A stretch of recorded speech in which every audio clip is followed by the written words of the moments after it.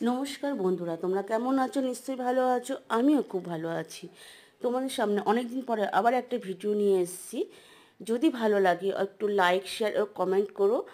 আর এইভাবে তোমরা আমার পাশে থেকো। আর যাই হোক, আমি আবার আমার ভিডিওতে ফিরে আসলাম। দেখো, আমি প্রথমে কেকটাকে পুরো ভালো করে ফ্রস্টিং করে নিয়েছি। তারপরে অল্প কালার একটু ক্রিমে দিয়ে সেটা দিয়ে আবার আমি কালারটা করছি কেকটা একটা বাচ্চার বার্থডে ছিল, সেই জন্য আমি কালারটা অল্প ইউজ করেছি। দেখো কিভাবে সেটা করেছি, সেটা তোমাদের সামনে আমি তুলে ধরেছি।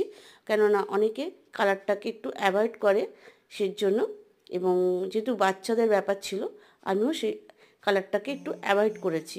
দেখো, অল্প কালারে কি সুন্দর কালার হয়ে গেল কেকটা। যদি ভালো লাগে আবারও বলছি, একটু লাইক, শেয়ার, কমেন্ট করো। আর এইভাবে পাশে থেকো। Bye bye.